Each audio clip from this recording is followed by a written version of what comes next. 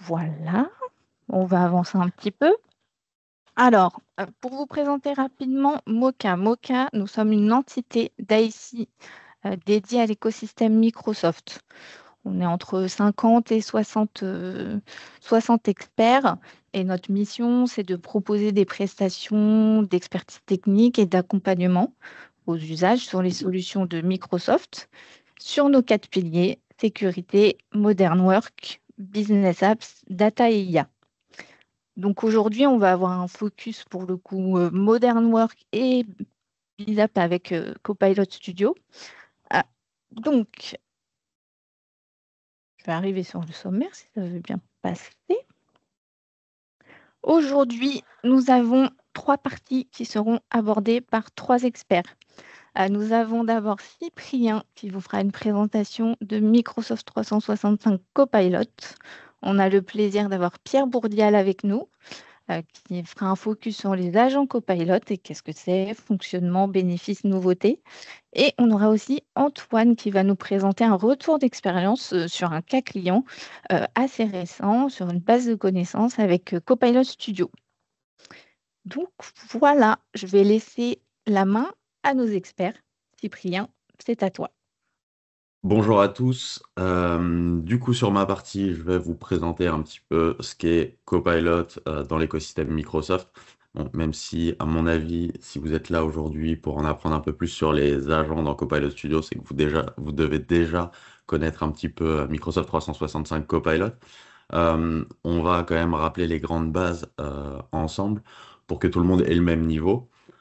Donc, dans cet écosystème, on va retrouver BizChat qui s'appelle maintenant Copilot Chat. Il y a eu des nouvelles annonces qui ont été faites cette semaine sur le produit et Pierre va en parler un petit peu après. On retrouve du coup cette IA générative qui va nous permettre de créer du contenu, d'interroger aussi l'IA sur des éléments de notre entreprise. On va pouvoir lui demander des résumés de documents, des résumés de mails et ce genre de choses. Mais ces actions-là, on va aussi pouvoir les faire au travers des outils Microsoft 365. Donc, à l'intérieur des outils comme Teams, on va pouvoir utiliser Copilot au sein des réunions. Dans Outlook, on va pouvoir l'utiliser pour améliorer la lecture de ses mails, la planification de réunions. On peut aussi l'utiliser dans les outils de production tels que Word, Excel, PowerPoint et dans énormément d'autres outils comme Forms, Loop, OneNote. Donc vraiment, il est partout pour simplifier le quotidien en fait des collaborateurs. Et on peut aller encore plus loin, et c'est là où est vraiment la grosse valeur ajoutée de Copilot, c'est au sein des agents et des agents autonomes qu'on va pouvoir créer au travers de Copilot Studio. Donc ça, c'est ce qu'on va voir ensemble, du coup, avec la présentation de Pierre et aussi le Rex d'Antoine. Donc là-dessus, je ne vais pas trop m'étaler parce qu'ils vont être meilleurs que moi, en tout cas, pour présenter ces sujets-là. Et enfin, on a une partie adoption et mesure où dès lors qu'on aura déployé 50 licences Copilot au sein de notre tenante en entreprise, on aura des indicateurs clés qui vont nous permettre de savoir si l'outil est utilisé par quel type de population, sur quel cas d'usage, et ce que ça va nous permettre surtout d'améliorer l'accompagnement qu'on va faire auprès des utilisateurs. Copilot, derrière, ça va vraiment apporter de la valeur à l'entreprise de deux manières. Une sur la productivité personnelle, c'est-à-dire que ça va apporter de la valeur aux collaborateurs des entreprises. Ils vont être plus efficaces parce que derrière, ils vont pouvoir aller solliciter l'IA pour faire certaines tâches qui vont leur permettre du coup de gagner du temps et aussi d'être forcément un peu plus créatif parce que lorsqu'on a plus de temps pour réfléchir sur des sujets, on va avoir du temps à répartir sur d'autres types d'activités. Et derrière, Copilot, lui, peut accompagner les collaborateurs sur des cas d'usage vraiment très précis et les accompagner dans les différentes étapes, en tout cas, de leur activité. Mais derrière, du coup, si on valorise les collaborateurs, on va aussi valoriser l'entreprise en général, ce qui va permettre à l'entreprise d'avoir des collaborateurs qui ont plus de temps, qui vont pouvoir se détacher sur d'autres activités, apporter de la valeur. Et du coup, on aura forcément une croissance des revenus. On va optimiser les coûts aussi de l'entreprise parce que derrière, on va pouvoir répartir les ressources d'une meilleure façon. Et on a surtout une valeur qui va être en plus, c'est l'attractivité, c'est-à-dire qu'on va utiliser les dernières technologies sur le marché et on va montrer à nos collaborateurs, en tout cas, qu'on fait tout pour simplifier leur quotidien et leur donner les meilleurs outils pour effectuer leur travail. En termes d'adoption, on peut voir, ça c'est des chiffres de Microsoft, que 70% des 500 plus grandes entreprises ont adopté les solutions Microsoft 365 Copilot. Et ça va arriver de plus en plus. Comme je vous disais, il y a eu des annonces sur Copilot Chat qui va être disponible pour l'ensemble des collaborateurs ayant des licences Microsoft. Donc forcément, derrière, l'outil va toucher une plus grande population. Son utilisation s'intensifie, donc là, plus 50% en tout cas d'utilisation. Et surtout, ce qui est vraiment très important, c'est qu'on a eu 150, plus de 150 nouvelles fonctionnalités au cours des 6 derniers mois. Et vraiment, Microsoft met l'accent sur le fait que c'est un outil qui évolue très rapidement. Les nouvelles fonctionnalités arrivent grâce au retour des utilisateurs, en tout cas des produits. Et derrière, ils viennent enrichir les possibilités de Copilot, en tout cas pour que cette solution corresponde encore plus aux besoins des collaborateurs. On en parlait, mais l'ère des copilotes est arrivée et principalement grâce aux agents. Et du coup, je vais donner la main à Pierre qui va vous parler des différents agents et surtout ce que sont les agents. Ok, merci Cyprien. Vous m'entendez bien parce que je me suis démuté, mais pas sûr, c'est bon. On t'entend très bien. Ouais, super.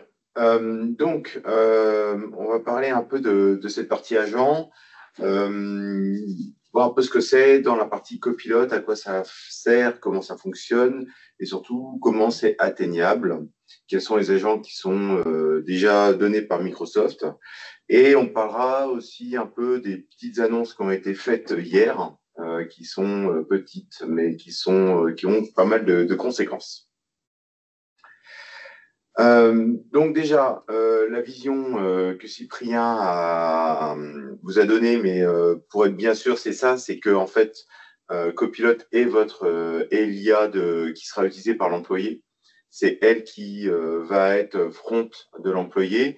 Et le but derrière, c'est de créer des agents qui vont pouvoir être utilisés en fonction de contexte métier. L'idée de Microsoft, c'est de dire on a une architecture où on a un seul point d'entrée, on ne vient pas s'embêter, voilà, on a notre point d'entrée. Et tout d'un coup, à un moment donné, parce que j'ai un processus métier, j'ai des connaissances métiers, j'ai des choses, ben là, je vais avoir besoin en fait d'avoir accès à soit une catégorie de documents, soit une catégorie d'actions. Et donc, c'est un agent qui va le faire. Voilà. Mais par contre, on le fait toujours à travers cette partie M365 Copilot. Donc ça, c'est toujours cette idée-là qui est en place. Donc, en fin de compte, il faut savoir aussi, avant de commencer cette partie agent, comment ça fonctionne, M365 Copilot. Donc, M365 Copilot, c'est déjà une interface graphique. Cette interface graphique, elle est atteignable au travers la partie Office, au travers la partie web, avec copilot.cloud.microsoft. Et derrière, web, Teams et de la partie Outlook. Donc, en fait, ça, c'est mon interface graphique. Mon expérience utilisateur, elle est à travers ça. De là, en fait, dès qu'on va commencer à parler, lui, il va avoir un orchestrateur qui va être là. Et cet orchestrateur, c'est lui qui va se débrouiller pour nous apporter des informations, qui va aller demander à certaines fonctions des informations et qui va après utiliser un modèle de fondation, donc un LLM, on va dire, mais en fait, il y a un peu plus que ça. Hein. Il faut imaginer que c'est un moteur avec derrière tout un tas de tuyauteries qui va vous permettre d'avoir de la sécurisation dans la partie wording qu'on pourrait avoir un peu problématique, hein, tout ce qui est cette partie-là, tout ce qui est potentiellement des choses qui sont problématiques à utiliser, que ce soit au point de vue sécurité ou au point de vue juste usage, ou etc. Donc voilà. Donc on dit souvent le LLM de M365 Copilot, il faut imaginer que derrière c'est un moteur qui est un peu plus important. Donc voilà. Et ça en fait, cet orchestrateur, lui, il va faire appel à des connaissances. Donc ces connaissances, c'est ni plus ni moins des documents, vos mails, les comptes rendus de vos réunions, les rendez-vous, etc. Tout ce qui se passe dans la société va être intéressante pour lui et c'est ce qu'on appelle toute cette partie connaissance. Il va aussi avoir la capacité de faire des choses, d'avoir des compétences, d'accord? Et les compétences, c'est est-ce que je vais pouvoir créer derrière un mail? Est-ce que je vais pouvoir créer un rendez-vous? Est-ce que je vais pouvoir créer une note de frais? Voilà, directement. Donc, mon IA, elle est capable de récupérer des informations, de me les retranscrire et aussi de faire des activités, des actions. Les deux, en fait, sont disponibles dans cette partie M365 copilote au travers, donc la partie connaissance, énormément au travers à partir du graphe, d'accord? Donc ce graphe est vraiment cette API qui existe depuis très longtemps chez Microsoft pour unifier un peu toute connaissance et tous des objets métiers, on va dire, de l'entreprise. Hein. Le but du graphe à l'origine, c'était vraiment ça, d'unifier tous les objets métiers. Donc les contacts, les comptes, les calendriers, les rendez-vous, etc., etc. On va tout unifier au même endroit et on a même la partie un peu plutôt admin qui est à travers cette partie graphe. Donc on imagine une espèce de gros graphe, un gros arbre d'utilisation. Et donc, lui, il va avoir accès à ça, hein, M365 Copilot, c'est ce qui va lui permettre d'aller récupérer nos mails et nos rendez-vous.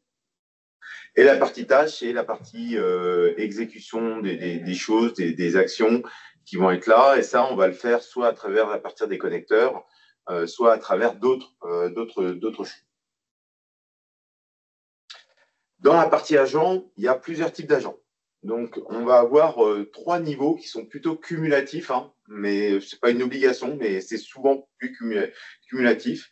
On va avoir des agents qui sont plutôt retrieval, c'est-à-dire qu'ils vont récupérer de la donnée et qui vont la retransmettre à l'utilisateur, soit en mode summary,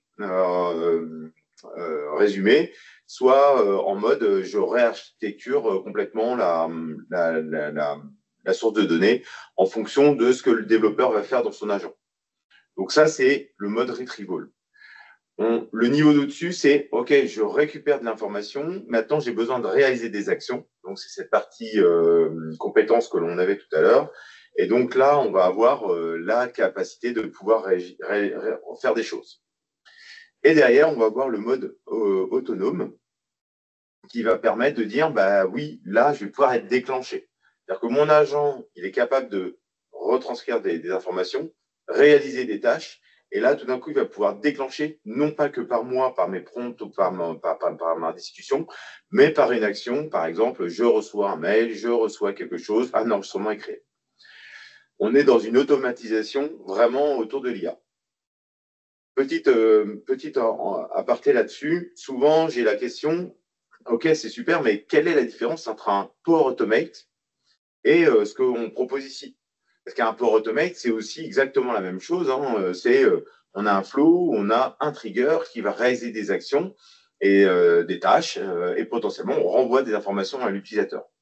Et je dis oui, c'est à peu près ça. C'est à peu près la même chose, sauf que dans un automate, les actions, le cheminement de pensée, il est fait par le développeur. On est dans un arbre et c'est le développeur qui a, lui, écrit son chemin de pensée, qui a lui, expliqué par où il devait passer. Là, on est à un autre niveau, c'est une IA qui va prendre la décision de faire telle tâche ou de faire de vous retransmettre telle information. D'accord? Et donc, c'est tout d'un coup, on a cette capacité d'IA qui, elle, va prendre des décisions à la place même d'un développeur. Donc, à nous de bien la paramétrer, de bien lui mettre les limites qui vont bien. Mais ce qui va être intéressant, c'est que tout d'un coup, elle va être capable de prendre tout d'un coup des informations d'une tâche, les remettre dans une retranscription pour l'utilisateur, récupérer des informations, les remettre dans une autre tâche, etc. Et c'est elle qui le fera.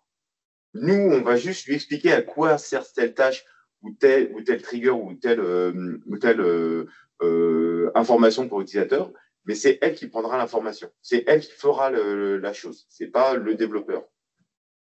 Ça, c'est important à comprendre entre les deux. Dire que de l'autre, on est en plus précalculé, d'accord? Et là, l'autre, on est plus en temps réel, entre guillemets. C'est lui qui va réfléchir et qui va faire les opérations comme lui, il le pense. Pour pouvoir réaliser ces agents, chez Microsoft, on a 4 solutions. Alors, les deux premières sont un peu ensemble, mais on a à peu près 4 solutions. La première, c'est la partie Agent Builder. Agent Builder, c'est ce que vous avez à l'intérieur de M365 Copilot. C'est la capacité de pouvoir créer un agent qui va se sourcer soit sur des données SharePoint ou soit sur du OneDrive, soit sur le web, et qui va en fait être un agent qui va être utilisé par les utilisateurs au travers M365 Copilot. On est en mode no-code. Hein. Là, vraiment, c'est du no-code. C'est-à-dire qu'on a une interface graphique où on va directement interagir avec une IA sur laquelle on va prompter, voilà, crée-moi un agent pour récupérer des documents d'assurance individuelle. Elles sont stockées à tel endroit. Par contre, attention à mes utilisateurs, tu leur diras ça. Voilà. On a une conversation qui va se faire et lui, il va construire un agent derrière. Cet agent va pouvoir derrière le configurer au clic-bouton. Donc, on reste toujours sur du no-code. On va toujours être là-dessus. On n'a aucune ligne de code à écrire. On n'a que des prompts à faire pour essayer de réaliser des choses. Important, c'est qu'une fois qu'on a fait son agent, on va pouvoir le déployer à l'intérieur. Donc, on reste vraiment à l'intérieur de mon M365 Copilot. Dès que j'ai la capacité de pouvoir faire un agent, j'ai aussi la capacité de pouvoir le déployer, de le partager avec mes collaborateurs et mes collègues. Et donc, je vais pouvoir tout d'un coup l'avoir très simplement. Un exemple d'agent que l'on a fait, nous, il n'y a pas très longtemps avec ma collègue Chloé, qui travaille pas mal sur toute cette partie-là. Inite est passé, et c'est vrai que quand on avait Inite, souvent ce qu'on faisait, c'est que on regardait toutes les confs, on regardait toutes les docs, et on faisait un espèce de summary où on s'envoyait dans l'équipe pour dire, regardez, ce qui était pas mal, ça c'est bien à voir, ça c'est bien à voir, etc. Là, on était un peu plus loin et on a fait exactement la chose, c'est qu'on a récupéré en fait les liens sur les vidéos, on a récupéré les liens sur toutes les présentations qu'on a pu récupérer, on a mis tout ça dans les SharePoint, on a fait un agent qu'on a bien prompté pour expliquer à l'utilisateur, et plutôt que d'envoyer un mail avec des summaries, etc., on a envoyé directement l'agent, qui était déjà très fait. Et comme ça, les gens ont pu demander les informations qui les intéressaient. Moi, ce qui m'intéresse, c'est l'apport plateforme. Mais par exemple, mon collègue Samuel était plus sur la partie sécurité. Donc lui, il a utilisé peut-être sur la sécurité, etc., etc. Donc tout d'un coup, on voit qu'on peut construire des choses et qu'on peut les partager. Et en fait, cet agent est une nouvelle manière de fonctionner. On a un agent aussi côté SharePoint. Donc on est toujours cette partie no-code. Hein. Là, on change en fait de fabrication. On est dans SharePoint, on est dans une bibliothèque. On va sélectionner nos documents. Et à partir de là, on va venir les mettre dans un agent qui va pouvoir être utilisé. Donc là, on change par rapport à tout à l'heure. On était dans M365 Copilot et là, je venais raccrocher des choses dedans. Là, tout d'un coup, je suis dans la partie SharePoint, je pars de documents et je viens mettre l'agent dans M365 Copilot. Ça fait à peu près la même chose, d'accord? Mais en fin de compte, c'est la manière d'utiliser qui est un peu différente. D'un côté, on part de SharePoint, de l'autre côté, on part de M365 Copilot. Une autre façon de construire des agents, c'est la partie Copilot Studio. D'accord? Donc, Copilot Studio va vous permettre de créer vos agents là-dessus. Et là, on est en mode no-code, low-code. D'accord? Parce que là, on va pouvoir commencer à faire du low-code. On a le PowerFX qui sera disponible à l'intérieur de Copilot Studio et sur lequel on va pouvoir utiliser des choses. On va pouvoir là utiliser les connecteurs de la Power Platform, donc les 1200 connecteurs de la Power Platform, pouvoir créer nos connecteurs. On va pouvoir utiliser des prompts d'IA complètement à l'intérieur de cette partie Copilot Studio. Donc, on a tout un tas de capacités là-dessus pour développer un agent beaucoup plus complexe qu'on pourrait faire avec Agent Builder. Là, on est en mode no-code, low-code, d'accord? Et on va pouvoir comme ça le faire. Ce qu'on va créer, c'est exactement le même type d'agent que la partie Agent Builder. C'est juste qu'il est plus perfectionné, d'accord? Et donc, le dernier, c'est la partie ProCode. Hein. Donc, la partie ProCode, elle va se faire avec un framework qui est mis à disposition par Microsoft qui s'appelle le Team Toolkit, d'accord? Qui va évoluer bientôt. Hein. Ce Team Toolkit, il va évoluer dans ce qu'on appelle Microsoft 365 Agent SDK, qui est pour l'instant en preview, qui a été montré à l'Ignite. Mais pour l'instant, si vous avez à développer dessus, en Procode, mode Procode, c'est Teams Toolkit qui va être là. Le Teams Toolkit va vous permettre de remplir vos fichiers de description, etc., comme on pourrait le faire Copilot Studio, par exemple, mais en mode code et directement à l'intérieur. C'est une extension qui va se mettre sur Visual Studio Code, d'accord, et qui va vous permettre d'être guidé comme ça à l'intérieur de votre application. Donc tout ça va vous permettre de créer des agents qui vont augmenter M365 Copilot. Et donc, dans le mot de vocabulaire que je voudrais que vous ayez, c'est ça, c'est que quand je crée un agent qui augmente M365 Copilot, c'est ce qu'on appelle un declarative agent. D'accord? Ce mot declarative agent, si vous savez que si on vous dit un declarative agent, ça va augmenter M365 Copilot. Un agent, c'est un terme plus générique. D'accord? Donc, c'est ça qu'il faut retenir. Potentiellement, un agent, je peux le connecter sur un site web, je peux le connecter sur un Slack, ou etc. On ne sait pas, en fait. Mais un declarative agent, dans le monde Microsoft, c'est que pour augmenter M365 Copilot. Donc, l'architecture de ces agents, ben, on va partir de ce qu'on connaît. Hein. Ça, vous l'avez vu tout à l'heure, c'est exactement la même chose. C'est à peu près la même, un agent a la même architecture que ce qu'on pouvait voir dans M365 Copilot. C'est à peu près la même chose. La seule chose qu'il va avoir, c'est cette partie autonomie, d'accord? Et cette autonomie, c'est la partie trigger. Je vais pouvoir avoir un trigger qui va avancer cette partie. Et la chose intéressante, c'est qu'un agent peut appeler d'autres agents. Donc là, ça, c'est la capacité de pouvoir tout d'un coup mêler mes agents entre eux pour dire j'ai un agent spécialisé sur telle tâche qui va aller récupérer les informations et les choses de telle tâche. C'est ça qui va être vraiment intéressant. Microsoft a mis en place, va mettre en place 5 agents out of the box, donc ils vont être tout de suite disponibles dans M365 Copilot. Donc on a la partie facilitator, interpréteur, project manager, etc. On va le voir un peu plus précisément comment ça se passe. Facilitator, c'est ce qui va vous permettre de prendre des notes au fur et à mesure. Donc moi, par exemple, chez Microsoft, on commence à l'avoir.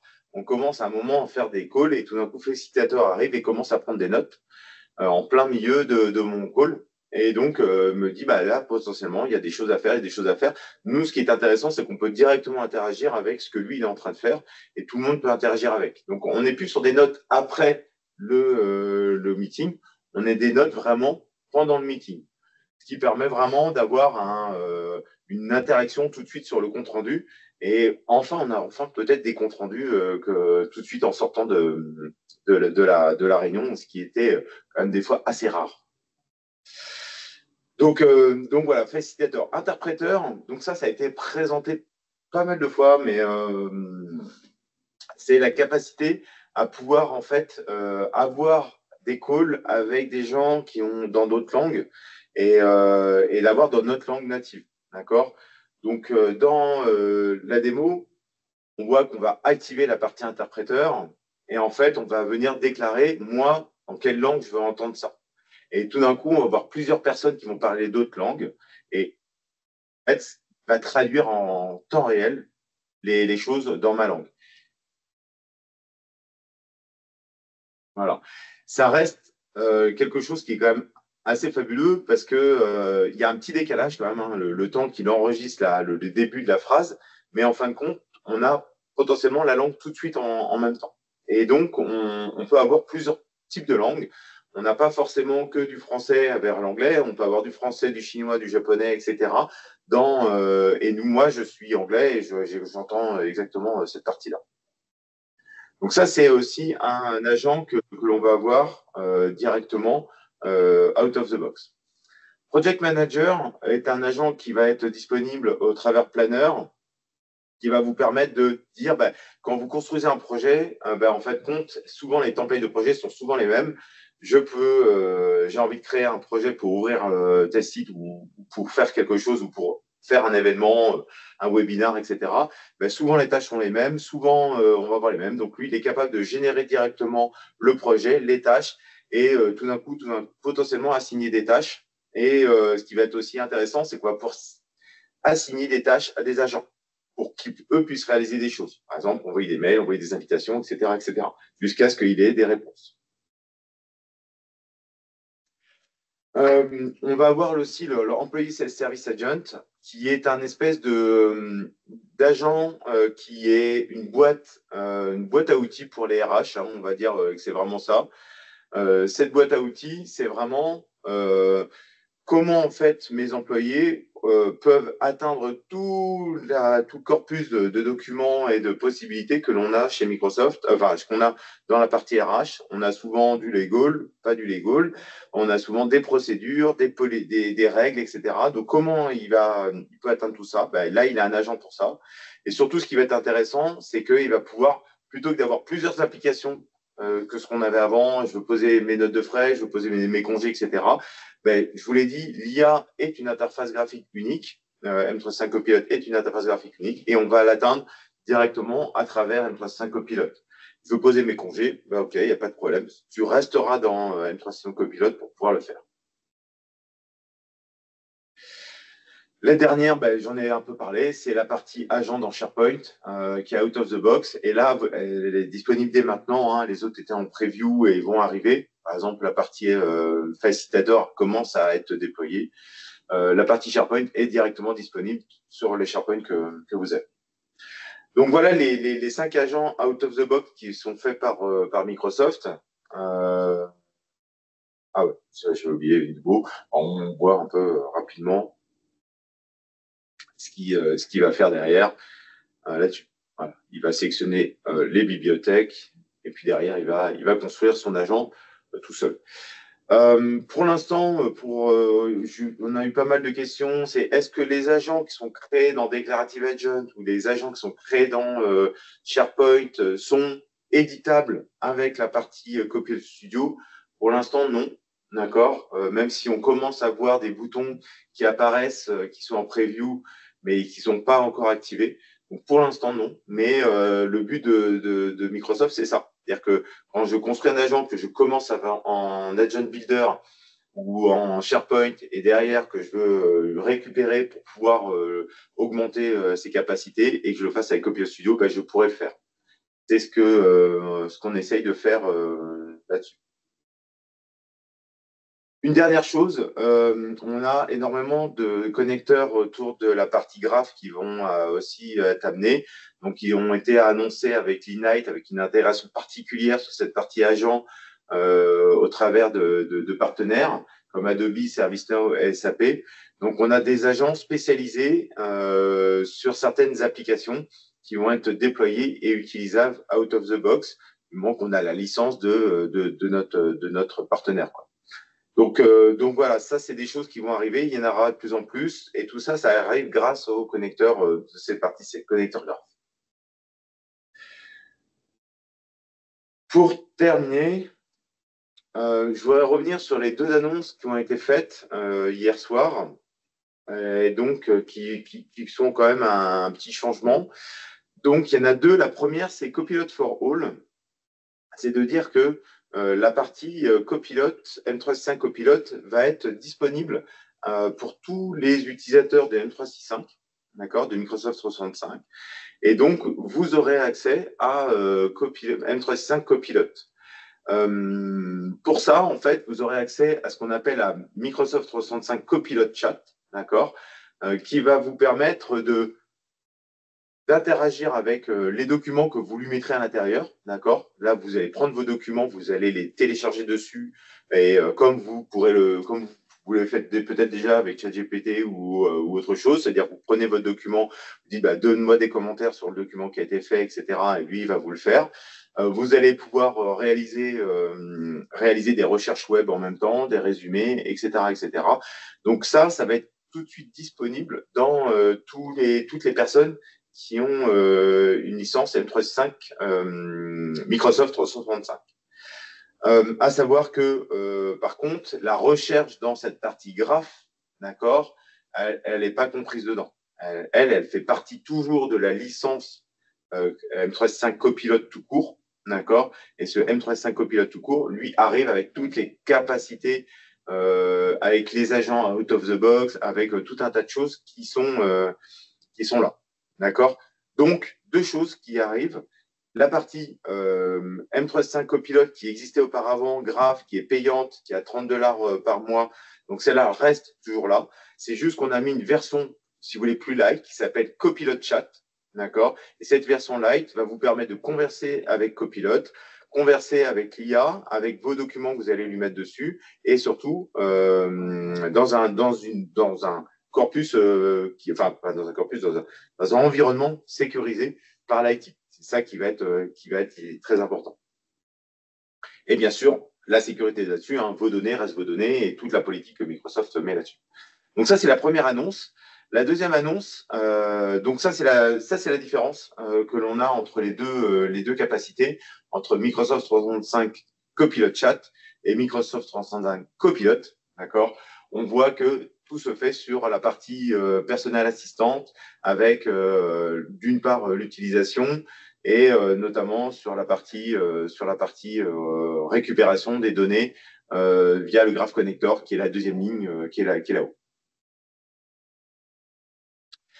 Dernière chose qui a été annoncée et aussi importante, c'est que les agents, justement, on en parlait, ces agents, en fait, ils sont disponibles dans M365 Copilot, d'accord, ça, il n'y a pas de problème. Ils vont être aussi disponibles dans Microsoft 365 Copilot Chat.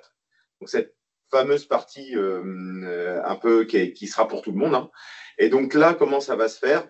On va pouvoir mettre un agent pour les personnes.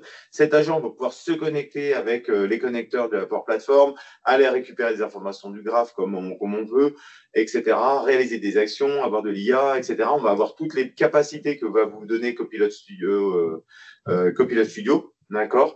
Et là, par contre, la consommation de ces agents va se faire à la demande. D'accord? C'est du pay-as-you-go. C'est que mon agent, mon utilisateur, il est sur Copilot Chat, donc il n'a pas de licence M365 Copilot.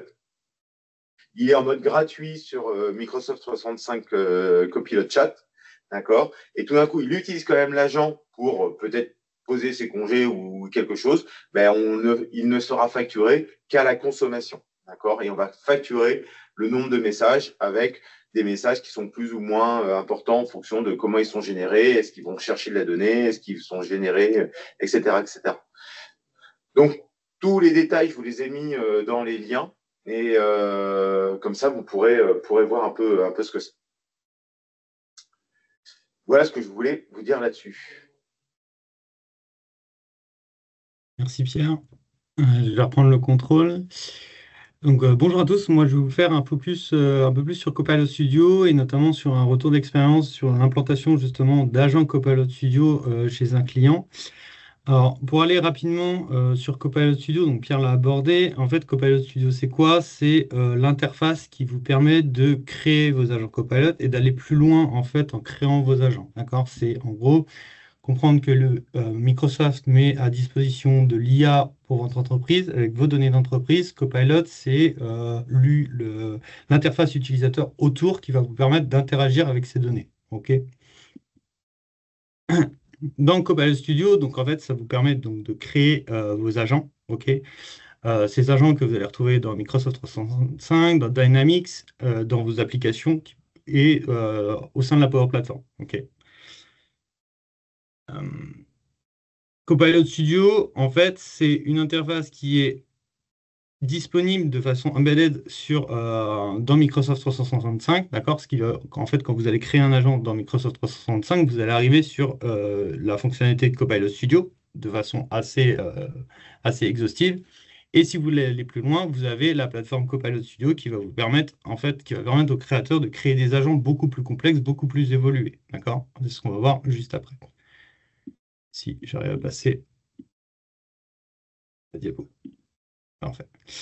Donc, qu'est-ce qu'on va retrouver dans Copilot Studio, justement? Donc, en fait, Copilot Studio, il faut savoir qu'à l'origine, avant l'essor de l'IA, Microsoft avait une solution au sein de la Power Platform qui s'appelait Power Virtual Agent, et en fait, qui permettait de faire des bots, en fait, qui faisaient des interactions entre les utilisateurs et le système d'information. D'accord? Avec l'arrivée de l'IA, avec l'essor de l'IA, Microsoft a complètement transformé Power Virtual Agent et a dit, OK, on va faire toujours cette partie bot, mais on va y intégrer de l'intelligence artificielle, ce qui va en fait permettre de faire aux makers en fait de faire leurs propres agents. Ok. Donc ça se construit en fait de la même façon que vous pouviez construire un agent conversationnel, pardon. C'est-à-dire qu'en fait vous allez retrouver des topics, des sujets, vous allez retrouver des plugins, d'accord? Après, à côté de ça, vous avez toute la partie IA générative, c'est-à-dire que en plus de discuter avec mon agent, il va pouvoir comprendre quelle est ma question, il va pouvoir aller chercher dans mes données d'entreprise, dans ma base de connaissances, quelle est la réponse en fait à la question que je vais lui poser et la reformuler de la manière dont je l'aurais définie dans un prompt. Voilà. Ça, c'est la partie IA générative. À côté de ça, vous avez toute la publication dans des channels, donc j'y reviendrai un peu plus loin, mais vous avez un grand nombre de canaux de publication disponibles pour vos agents. Vous avez une partie qui est qui est très importante et qu'on a tendance à un peu négliger, qui est la partie en fait analytics et insight, parce que en fait, donc comme l'a dit Cyprien, demain Copilot, il y en aura partout, tout le monde va utiliser du Copilot, d'accord, c'est très bien. Mais c'est pas parce que tout le monde a un copilot que tout le monde va l'utiliser. C'est pas parce qu'on a 50 agents déployés au sein de notre IT que les 50 agents sont intéressants à garder. Et donc voilà, il y a toujours cette réflexion à avoir. Est-ce que mon copilot, aujourd'hui, est-ce que mon agent, il est bon? Est-ce qu'il répond à mon besoin? Est-ce qu'il est utilisé? Est-ce qu'il pourrait être optimisé? Et ça, en fait, c'est la partie analytique et insight qu'on a tendance un peu à négliger. Vous avez ensuite toute la partie plugin, donc que ce soit plutôt sur la partie conversational plugin ou AI plugin, où je reviendrai vraiment à la fin de la présentation. En fait, vous pouvez aller encore plus loin. C'est-à-dire qu'aujourd'hui, vous avez Copilot Studio qui va utiliser de l'IA générative, mais demain, en fait, si vous voulez aller encore plus loin, vous pouvez intégrer en fait à l'intérieur de Copilot Studio, garder en fait la partie Copilot Studio en mode agent conversationnel, et en fait toute la partie IA, elle va pouvoir être faite soit par ce qu'on appelle iBuilder. Pour ceux qui connaissent un peu la Power Platform, c'est une autre strate d'intelligence artificielle proposée par Microsoft à l'intérieur de la Power Platform, ou carrément même du Azure OpenAI. Ok. Donc on va aller vraiment beaucoup, beaucoup, beaucoup plus loin si on commence à aller dans Copilot Studio. C'est vraiment le but de Copilot Studio, c'est je pars d'une interface qui est vraiment volontairement très low-code, no-code, pour aller presque vers du pro-code. Ok. Donc, c'est ce que disait Copilot aujourd'hui. Vous pouvez l'étendre de plusieurs façons. Ok. Vous pouvez utiliser soit les connecteurs graphes, donc Pierre en a parlé longuement. Vous pouvez utiliser aussi les plugins qui sont disponibles au sein de la Power Platform. Et vous pouvez utiliser du Copilot GPT pour aller encore plus loin, créer des rubriques personnalisées en fait, pour répondre à des besoins métiers. En fait, Copilot Studio, ça vous permet d'explorer un nombre croissant en fait, de processus métiers, d'automatiser un nombre de processus métiers, de répondre à des questions, de faire des actions et bientôt aussi de faire des actions en toute autonomie qui vont de choses vraiment très simples qu'on utilise tous les jours. Par exemple, un agent d'assistant d'un service informatique, c'est-à-dire la question c'est comment est-ce que je branche mon imprimante, pourquoi est-ce que je ne reçois pas mes mails? Ben voilà, ça c'est quelque chose qui traditionnellement, on a tous un service informatique où on va faire des tickets et les tickets enfin, il y a un agent qui va répondre et qui va traiter le ticket.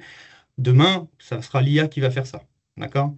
Et en fait, ça, c'est vraiment les besoins les plus simples. Et ensuite, on va aller de plus en plus loin pour arriver jusqu'à, en fait, des agents qui vont, en fait, identifier dans nos données d'entreprise des leads potentiels pour l'entreprise, des opportunités commerciales et à la base, juste en analysant nos données, c'est-à-dire que nous, on n'aura rien besoin de faire. On va arriver le lundi matin, l'IA va dire, bah voilà, j'ai identifié 15 nouveaux leads, voilà tous les leads, il faut aller fouiller, etc. Et ça, en fait, c'est l'IA de demain, c'est Copilot de demain. C'est les agents autonomes dont parlait Pierre. D'accord? Donc, Copilot Studio. Donc là, je vais rentrer vraiment dans le cas d'usage en fait, qu'on a fait. Je vais reprendre l'exemple que j'avais. En fait, on a un client qui est venu nous voir en nous disant en fait, moi, j'ai des tickets informatiques. J'ai une base de données qui est hébergée sur un serveur SQL qui contient 6 années complètes de résolution de tickets informatiques dans tous les sens, de l'imprimante, VPN, etc., etc. fourniture, enfin voilà, vous voyez à peu près le schéma. OK? Le but, et derrière, ils se sont dit, bah, en fait, est-ce qu'on pourrait pas créer un agent qui va en fait remplacer l'humain là-dessus en disant, OK, l'agent, il est connecté à ma base de données SQL, il va avoir accès à l'historique de tous mes tickets, d'accord? Et donc, quand on va lui poser une question, par exemple, je n'arrive pas à connecter mon imprimante, il va pouvoir aller regarder dans la base de connaissances, donc SQL, en disant, est-ce que j'ai un ticket qui est semblable? Oui, non, oui. Quelle a été la solution qui est apportée? Voilà la solution qui peut être apportée et il répond à l'utilisateur. Et là, du coup, on n'a plus besoin d'humain, d'accord? C'est pas aussi simple que... alors, j'ai avancé un peu trop dans les diapositives, pardon. Voilà, pardon. Donc, c'est ce que je disais. Donc, on part du cas tout à gauche où, en fait, l'utilisateur a un problème technique, d'accord? Il va créer un ticket, donc c'est GLPI, la solution actuelle du client. Il va créer un ticket dans GLPI, OK? Le service informatique va chercher en fait la solution soit dans ses connaissances personnelles, soit dans l'historique des tickets, soit sur Internet, soit auprès de l'éditeur directement, va résoudre le ticket dans GLPI et on aura un utilisateur qui est satisfait. D'accord? Des avantages quand vous faites ça, c'est que effectivement la partie du milieu, celle où le technicien va répondre à l'utilisateur, va aller chercher la solution, ça peut prendre pas mal de temps. OK? Et au final, ça sur les tickets de moyenne incidence, ça a très peu, voire pas de valeur ajoutée pour le salarié, pour le collaborateur. Donc l'idée, c'est, j'ai toujours mon problème technique utilisateur, je crée toujours mon ticket dans GLPI, d'accord? Sauf qu'en fait, j'ai un technicien qui va aller poser la question à un copilot, un agent, ok? L'IA générative va créer une réponse au problème de l'utilisateur et va la renvoyer donc à l'agent, pardon, à- j'ai un trou. Donc le service informatique, pardon, je suis désolé. Le service informatique va poser la question à Copilot et Copilot va répondre à ce service informatique sur la base d'Internet et des connaissances qui sont dans la base de données en donnant une réponse. On va résoudre le ticket dans GLPI et on a un utilisateur qui est satisfait. Ça, c'est ce que veut le client aujourd'hui. Parce que demain, en fait, si on analyse ce processus, on peut se dire, bah, en fait, GLPI, ça ne sert à rien, ça ne sert plus à rien. Et en fait, du coup, on aura un problème utilisateur. L'utilisateur va lui-même contacter l'agent Copilot. L'agent Copilot va fouiller dans la base de données et va répondre à l'utilisateur qui sera satisfait. Donc, on n'aura plus de GLPI, d'accord? Autrement que pour une base de données, mais du coup, on n'a pas besoin d'avoir une licence GLPI, on a juste besoin d'avoir une base de données derrière et on n'a plus besoin de service informatique. Bon. Avant d'en arriver là, on a un peu le temps, je vous rassure, mais voilà, c'est ce vers quoi on peut tendre. Donc, pour faire ça, en fait, le premier challenge, c'était en fait de dire, OK, comment est-ce qu'on connecte mon copilot à mes données, d'accord?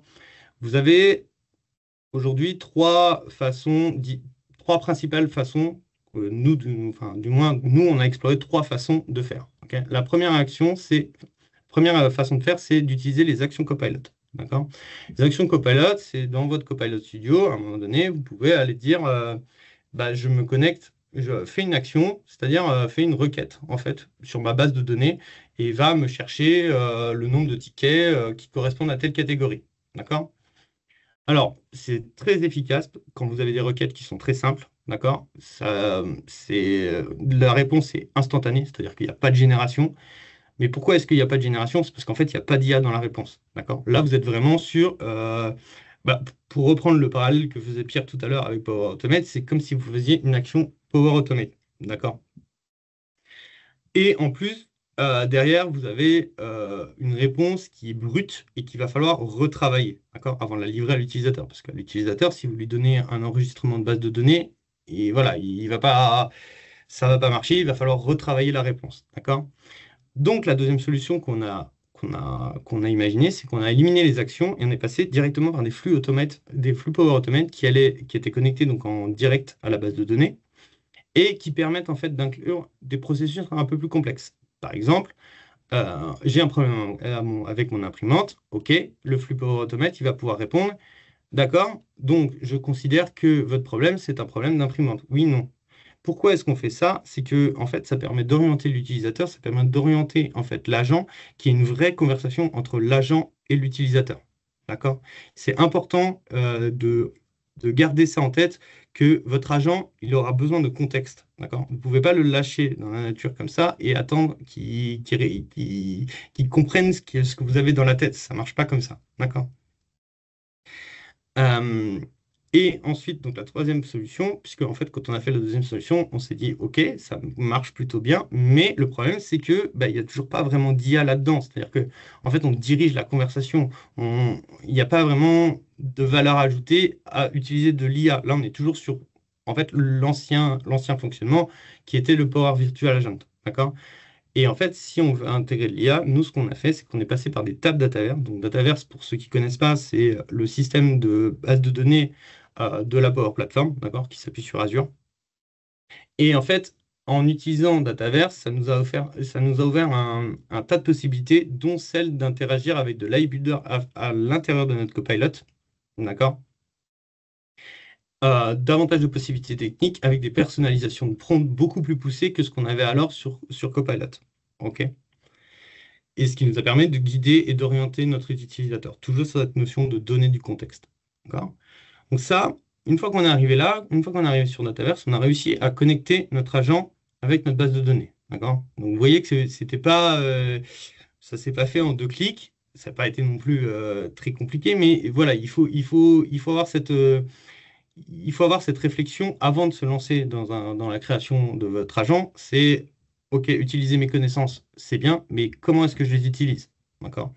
Et une fois que vous avez en fait réussi à connecter vos connaissances, la deuxième partie, c'est comment est-ce que je garantis que mon copilot, une fois qu'il a mes bonnes connaissances, il répond de la bonne façon.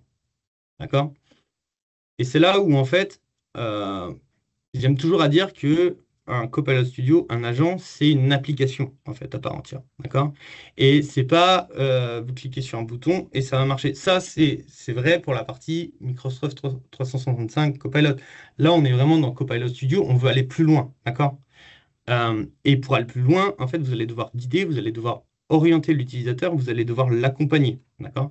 Et ça, vous allez le faire au sein de rubriques, d'accord? Vous allez le faire aussi en utilisant la fonctionnalité de Knowledge Curation. Knowledge Curation, c'est quoi? C'est en fait un programme en fait d'insight et d'analytics à l'intérieur de Copilot qui va vous permettre de dire, OK, en utilisant cette base de connaissances, à telle question des utilisateurs, en fait, il n'y a jamais de réponse. Donc là, quand je vois cette analyse, je me dis, OK, ça veut peut-être dire que là, j'ai un trou dans la raquette au niveau de mes données. D'accord? Ça va me dire aussi, telle base de connaissances, elle n'est jamais utilisée. Bon, là, ça ne sert à rien que je la laisse connecter à mon agent, parce que si elle n'est jamais utilisée, c'est qu'elle ne sert à rien. OK? Et ça, c'est des choses qui vous permettent d'améliorer au fur et à mesure, en amélioration continue, en fait, votre agent. OK? Troisième élément, c'est l'intégration de Azure OpenAI dans Copilot Studio. On va pas épiloguer sur les moteurs IA et les modèles de langage, etc. Mais sachez qu'en fait, avec l'apparition de Azure OpenAI à l'intérieur de Copilot Studio, en fait, vous êtes libre d'utiliser votre propre modèle Azure OpenAI à votre agent, d'accord? Ce qui vous permet en fait d'avoir un modèle IA qui correspond en fait à votre besoin, d'accord? GPT, c'est très bien, il n'y a pas de problème. J'ai pas d'action chez GPT, je vous assure, mais je le dis, c'est très bien. Par contre, il y a peut-être des modèles qui vont être plus adaptés à d'autres cas d'usage. Par exemple, du traitement d'énormes fichiers. On sait que GPT, parfois, ils ont un peu du mal, donc peut-être que je vais pouvoir utiliser quelque chose, un autre modèle. Et ça, en fait, c'est quelque chose que vous allez pouvoir amener via Azure OpenAI. OK? Et enfin, le Conversational Boosting, donc, qui est en dernier, mais qui pourrait être en premier, puisqu'en fait, c'est la fonctionnalité de base d'un agent Copilot. C'est ce qui permet d'utiliser l'IA sans beaucoup de configuration. Mais attention, je m'en garde contre ça. Je n'ai pas beaucoup de temps, mais faites attention à utiliser le Conversational Boosting. Ça peut être un faux ami, parce qu'en fait, c'est une rubrique qui est configurée comme étant par défaut. Donc, c'est très fort si votre agent est configuré, enfin, si les instructions de votre agent sont correctement données. Par contre, si de base, vous n'avez rien configuré au niveau des instructions de votre agent, que vous n'avez pas d'orchestration, que vous n'avez pas fait les bonnes pratiques de base, en fait, le conversational boosting peut ne pas marcher ou marcher de manière incomplète. Et s'il marche de manière incomplète ou ne marche pas, vous allez avoir une adoption nulle à votre agent, ce qui n'est pas du tout le but. D'accord? Une fois que vous avez votre agent connecté à vos données et qui répond de la bonne façon, l'idée, c'est de le publier. D'accord? Donc, votre Copilot Studio, vous allez pouvoir le publier dans un grand nombre de canaux donc, que vous voyez à l'écran. Alors, les plus communs, c'est Teams, mais vous pouvez aussi faire de la téléphonie. Vous allez pouvoir le mettre sur des sites web personnalisés, sur Facebook, sur Skype. Voilà, vous avez tout à l'écran. Vous pouvez même le mettre dans Salesforce. Enfin, voilà, il y a vraiment, on peut aller très très loin au niveau de la publication. Gardez à l'esprit que là, quand on parle de publication et qu'on sort du cadre Microsoft Teams, enfin, du couple Teams, et maintenant j'ajouterai SharePoint parce que ça a été beaucoup plus simplifié. Mais gardez à l'esprit que si vous commencez à aller le publier sur des sites web personnalisés, sur du Facebook ou des choses comme ça, là, vous allez quitter un peu l'aspect low-code, no-code pour entrer dans du pro-code avec des app registration. Voilà, donc il va falloir soit que vous ayez les connaissances requises au niveau de votre système d'information pour arriver à le faire vous-même, soit que vous vous fassiez accompagner sur ce niveau-là. Et là, on quitte un peu la sphère low-code, no-code. C'est pour ça que Copilot Studio, c'est vraiment entre pour reprendre le schéma que présentait Pierre tout à l'heure, où on avait vraiment les agents destinés aux utilisateurs, on a Copilot Studio qui est destiné aux makers, et après on a le ProCode. Copilot Studio, c'est ça. C'est à mi-chemin entre les utilisateurs basiques et le ProCode. D'accord? Et enfin, donc dernière partie, vous avez donc le Copilot Premium qui vous permet d'accéder au Microsoft Copilot for Sales et Microsoft Copilot for Service. Donc for Sales, c'est le seul Copilot qui est conçu pour les vendeurs en fait et qui va vous permettre de gagner du temps et de l'énergie, de générer des idées innovantes et conclure plus de ventes. Voilà, c'est l'objectif derrière. Et Force Service, en fait, c'est ce qui va vous permettre de synthétiser en fait un grand nombre d'informations à partir de bases de connaissances qui sont fiables, ok, qui sont désignées comme étant fiables d'une organisation et qui va vous permettre en fait de fournir des conseils pertinents et opportuns aux agents dans votre fonctionnement habituel. Merci Je crois que j'ai fini. Antoine Ouais, pour cette c'est ça. présentation. Ouais. Cyprien, je te Ouais. laisse la main pour le mot de la fin Bah, avant de merci. passer à Ouais. quelques questions.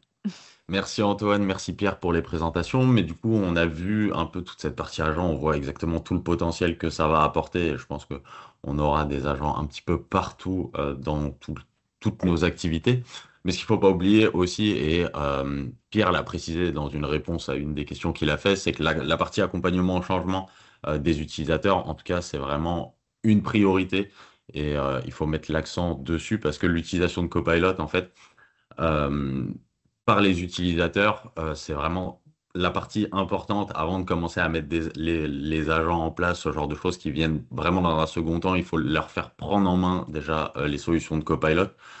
Les principaux obstacles du coup au bon usage de Copilot en général, ça va être le manque de connaissances sur qu'est-ce que peut faire l'outil, parce que souvent on va avoir des utilisateurs qui vont faire une demande un peu mal faite et pas forcément bonne, le résultat ne va pas leur convenir et ils vont ressentir un peu de la frustration, ils vont être frustrés et ils vont dire bah, ça correspond pas à mon besoin, alors que peut-être s'ils l'avaient fait d'une autre manière et qu'ils avaient été un peu mieux accompagnés, le résultat en tout cas aurait été à la hauteur de leurs besoins.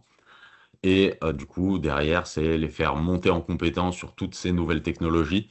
Donc, dans un premier temps, sur l'utilisation basique de Copilot, que ça soit avec Copilot Chat, et maintenant, ça va devenir vraiment une priorité vu qu'on a Copilot for All, comme l'a annoncé Pierre juste avant. Et ensuite, dans un second temps, plutôt sur la partie agent, où on va vraiment apporter une grosse valeur aux entreprises sur ces sujets-là. Si vous avez des besoins d'accompagnement, en tout cas, n'hésitez pas à nous solliciter, que ça soit sur la partie accompagnement utilisateur ou sur la partie qu'a présenté Antoine, donc sur la création d'agents autonomes, en tout cas pour améliorer les processus dans vos entreprises.